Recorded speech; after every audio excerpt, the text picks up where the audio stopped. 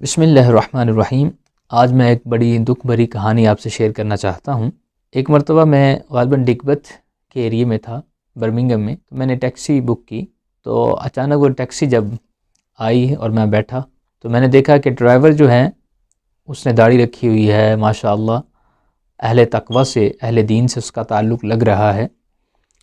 تو اس نے مجھ سے سوال یہ کر دیا کہ میرا جبہ دستار دیکھ کر کہ آپ کوئی مولانا ہے؟ میں نے کہا درس نظامی وغیرہ پڑھاتا ہوں، مدرس ہوں چھوٹا سا۔ تو اس نے کہا اچھا، یہ کتابیں میں نے بھی پڑھی ہوئی ہیں۔ تو جن کتابوں کو انہوں نے نام لیے، ہدایت النحو، حسامی، اور آگے ہدایہ شریف اور فقہ کی، اور اصول تفسیر، اصول فقہ کی، تو اس سے سمجھ میں آیا کہ اچھا یہ تو پراپر ایک عالم دین ہے۔ تو انہوں نے بتایا کہ میں نے تمام یہ کورس مروجہ جتنا بھی کیا ہوا ہے افتاء تک، تو آپ ٹیکسی کیوں چلا رہے ہیں؟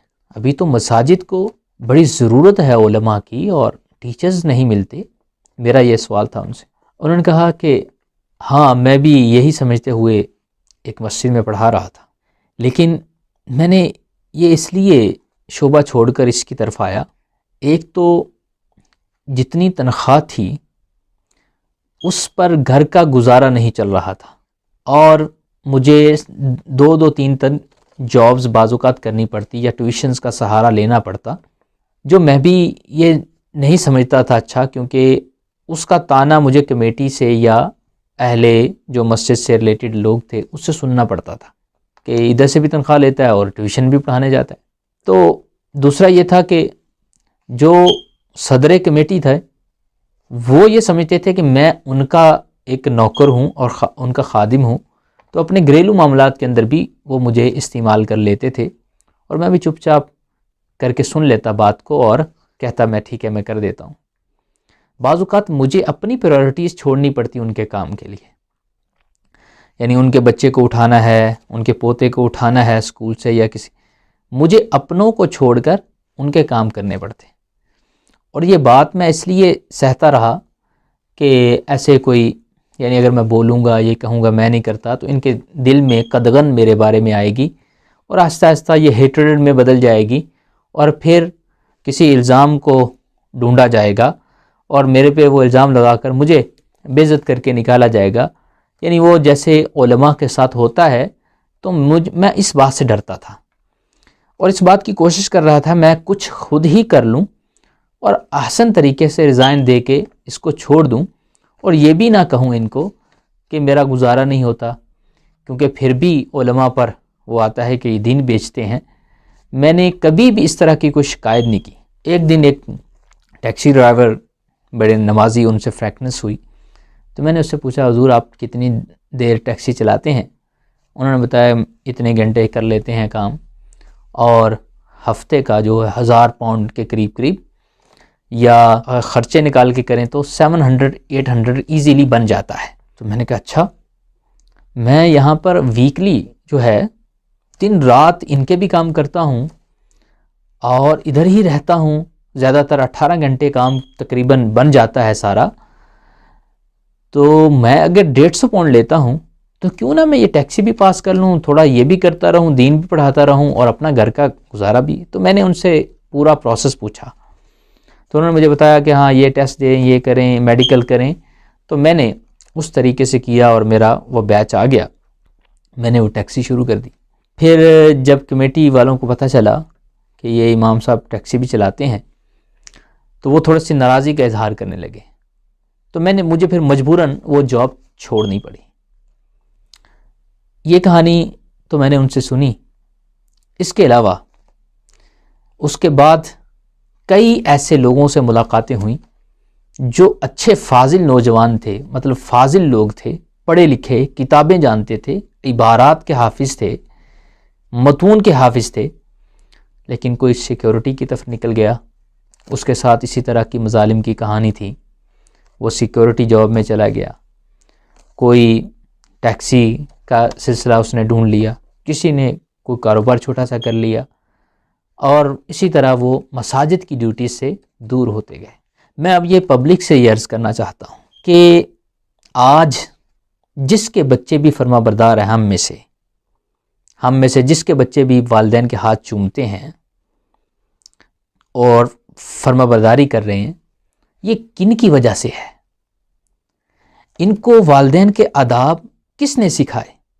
یا تو اس نے مدرسے میں آ کے والدین کی قدر و قیمت کو سیکھا ہوگا، یا وہ جمعے کا خطبہ سن کر، احادیث نبویہ سن کر اس کا دل موم ہوا ہوگا.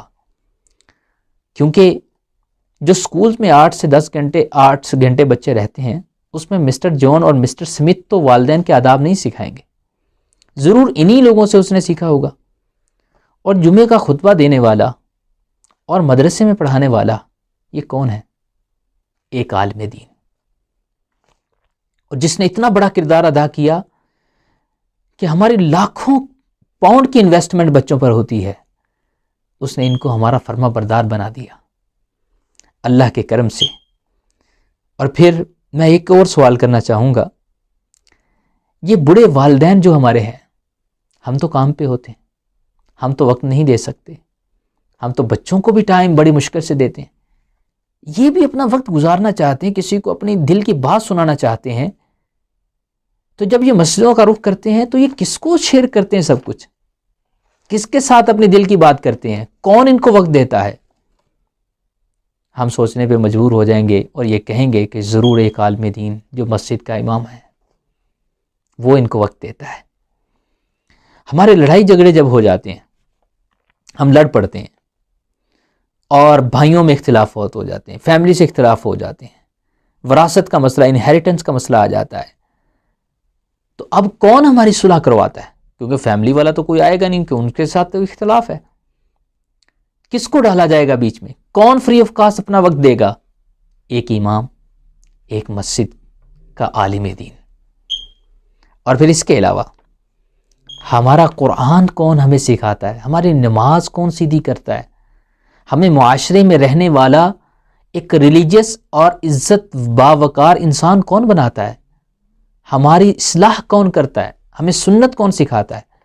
وہ جس نے 8-10 سال پڑھا ہے، اور مسجد کا امام ایک عالم دین. اور نکاح پر لاکھوں پاؤنڈ لگ گئے، گاڑیاں بھی نکال لی ہم نے، نہیں سب بلا لیے، ڈھول ڈمکا یہ وہ سب کچھ بلا لیا، لیکن آخر نکاح پڑھا کر ان کو جوڑے گا کون؟ وہ خوشیوں کے اندر اس سرمنی کو بدلے گا کون؟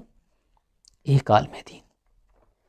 اور پھر طلاق کا اگر معاملہ، طلاق تک بات پہنچ جائے، دونوں میاں بیوی میں لڑائی ہونے لگے، اور دونوں کو سمجھا کر، دونوں کے رائٹس بتا کر، کون ان کو جوڑے گا؟ کوئی عام بندہ تو نہیں، نہ ہی مسٹر جان کاؤنسلنگ کرے گا، نہ مسٹر سمتھ کرے گا، بلکہ یہ تو توڑنے کی بات کریں گے. ایک عالم دین، ایک مسجد کا امام. اور پھر ہمارے کروڑوں اربوں کی جو مسجدیں بنی ہوئی ہیں، اتنی عظیم و شان، اتنی رونق افزا مساجد، ان کی آبادی کا ذریعہ کون ہے؟ کون ہے جس کی وجہ سے مسجدیں آباد ہیں؟ اسٹوڈنٹس آ رہے ہیں، قرآن پڑھا جا رہا ہے، جمعہ ہو رہا ہے پابندی کے ساتھ. ایک عالم دین جو اس کی رونق کا باعث ہے. اگر ہم ان کو نکال دیں، مثلا ان کو کہیں یہ ہمارے اوپر بوجھ ہیں، نکالیں ان کو، اس کا نتیجہ کیا ہوگا؟ مسجدوں میں کوئی کام کرنے والا، مسجدوں کی رونق ختم ہوگی. یہ لاکھوں کروڑوں کی اتنی بڑی بڑی بلڈنگز، پاؤنڈز کی بلڈنگ ویران ہو جائیں گی. قرآن کی تعلیم اور ایجوکیشن ختم ہوگی. آج اگر کوئی بچہ والدین کی نافرمانی کرتا ہے، ہم کہتے ہیں او تو نے قرآن نہیں پڑھا. پھر جب یہی نہ رہا تو وہ تو کہہ دے گا ہاں میں نے تو پڑھا ہی نہیں، مجھے تو پتہ ہی نہیں. تو یہ لاکھوں کی آپ کی اپنی جائیدادیں نافرمان اولاد قبضہ کر کے ہڑپ کرے گی. پھر اس کے بعد آپ کیا کریں گے؟ آپ کی جوانی بھی سٹرگل میں گزری ان کو پالنے میں، اور بڑھاپا بھی سٹرگل میں گزرے گا. اور اس کے علاوہ میں آخر میں یہ کہنا چاہوں گا کہ ہمارے کمیونٹی کا پورا سسٹم جو ہے یہ علماء سے وابستہ ہے. اور یہاں یو کے میں نے آ کے سیکھا، ادھر ہر ونریبل شخص کے لیے چیریٹی سسٹم ایک ڈیولپ کیا جاتا ہے.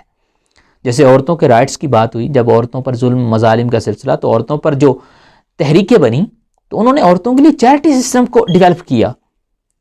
اور اسی طرح ہی کینسر پر ریسرچز ہوتی ہیں، اس پہ چیریٹی سسٹم ڈیولپ ہے کہ کینسر کے مریضوں کے ہر ایک ولنریبل کے لیے چیریٹی سسٹم ڈیولپ ہے. ان کے لیے ایسا سسٹم ڈیولپ ہونا چاہیے کہ نہیں ہونا چاہیے؟ ایک عالم دین جب بھی 5 سال کے بعد 2 سال کے بعد اپنے گھر جانا چاہتا ہے، واپس ادھر سے اپنے وطن عزیز پاکستان یا اپنے ملک میں جانا چاہتا ہے، تو وہ کسی کمیٹی والے سے، کسی پبلک سے، اپنے نمازی سے قرض اٹھا کے جاتا ہے، اور بعد میں وہ بیچارے کو ملال ہو رہا ہوتا ہے، اپنے اوپر شرمندگی ہو رہی ہوتی کہ میں ان سے قرض لے رہا ہوں. یہ تو بعد میں قرض دینے کے بعد میری کسی بھی درس پہ توجہ تو نہیں دیں گے، میری بات میں تاثیر ختم ہو جائے گی، لیکن مجبوراً پھر بھی اسے لینا پڑتا ہے. تو ایسا کیوں نہیں ان کے لیے سسٹم جس میں یہ آسانی سے قرض بھی لے سکیں اگر ان کو ضرورت ہے، یا ایسا سسٹم ہو جب ان کی امداد کی حاجت ہو تو ان کی امداد کی جا سکے، اور وہ بھی عزت اور وقار کے ذریعے، کسی ایرے گہرے نتھو خیرے کو پتہ بھی نہ چلے. اور پھر کیا ان کے بچوں کو میڈیسنز وغیرہ، ان کے بچوں کو اچھا علاج، ان کے بچوں کو ہیٹڈ روم، ان کے بچوں کو اچھا گھر نہیں چاہیے؟ کیا ان کی بیوی کو یہ سارا کچھ نہیں چاہیے جو جس میں ہم رہتے ہیں؟ چلو ضرورت پوری کرتا ہو، ضرور نہیں کہ اتنا ڈیکوریٹڈ ہو جس طرح ہمارے ہاؤسز ہیں، کہ اتنا اس کا وال پیپر اتنا مہنگا ہو، ہر چیز میچنگ کے ذریعے لائی جائے، ایسا نہ ہو. ضرورت کیا ان کو ضرورت نہیں ہے؟ کیا ان کے کرائے وغیرہ جو افورڈیبل، آج افورڈ سے بھی باہر ہوتے جا رہے ہیں، افورڈیبل نہ رہے، کیا ضروریات زندگی میں ان کو ان چیزوں کی حاجت نہیں ہے؟ پھر آپ کہیں گے بینیفٹ سے ان کا گزارا ہو جاتا ہے. بینیفٹ سے تو اس کا گزارا ہوگا جو 5-10 سال کے بعد اس چکی سے گزرنے کے بعد وہ بیچارہ نیشنل ہوگا. جو ویزے پر آئے ہوئے ہیں فیملی کے ساتھ، ان کو تو میڈیسن بھی خریدنی پڑتی ہے، آپ سب جانتے ہیں. تو ان کا گزارا کیسے ہوگا؟ وہ 10 سال کیا مظالم کو سہتے رہیں؟ اور پھر اس تمام چیزوں پر میں نے غور کیا کہ اگر خدا نخواستہ ہم نے ان لوگوں کی مدد نہ کی، ان لوگوں کی سپورٹ نہ کی، تو یہ شعبہ چھوڑ کر اپنے دنیاوی شعبوں کی طرف آتے جائیں گے، اور بالآخر نتیجہ کیا ہوگا؟ وہی جو میں نے بیان کیا، ہمارا پورا کمیونٹی سسٹم جو ہے کلیپس ہو جائے گا. اور اس کا دکھ بھی علماء کو ہے. اے میری پبلک، اے میری پیاری عوام، آپ سب کو بھی ہونا چاہیے، کیونکہ آپ کی جنریشن بھی خطرے میں ہوگی، آپ کے اپنے بچے بھی خطرے میں ہوں گے جو دینداری سے دور ہو جائیں گے، جو آپ کے آداب سے دور ہو جائیں گے، جو آپ کے بڑوں کے آداب سے دور ہو جائیں گے. تو آپ کی یہ کروڑوں کی جائیدادیں آخر یہی سنبھال کر آپ کو کوئی ایصال ثواب، آپ کے لیے کوئی دعا کرنے والا، آپ کے لیے کوئی صدقہ جاریہ کرنے والا نہیں رہے گا. تو یہ ان لوگوں نے اس سسٹم کو سنبھال رکھا ہے ایصال ثواب کے فضائل سنا کر. تو آج ہمیں ان کو بچانا ہے. سیو دا علماء، سیو دا نیشنز. اگر علماء کو ہم سپورٹ کریں گے تو ہم اپنی پوری نیشن کو سپورٹ کر رہے ہیں، اپنی آنے والی جنریشن کو سپورٹ کر رہے ہیں. اگر آپ مجھ سے اتفاق کرتے ہیں تو آؤ ہم اس کے لیے کوشش کریں، اس کے لیے کوئی ایسا سسٹم بنائیں. میں علماء سے چاہوں گا آپ بھی، میں اکیلا ہوں، 2 ملیں گے 11 ہو جائیں گے، 3 ملیں گے 111. اس سسٹم کو ڈیولپ کرنے کی کوشش کریں. اللہ تعالیٰ عز و جل مجھے بھی کامیابی دے. نیکسٹ ویڈیو میں انشاءاللہ عز و جل میں اس خوشخبری سے حاضر ہوں گا کہ ہم نے یہ کام کر لیا، اب یہ کرنا ہے.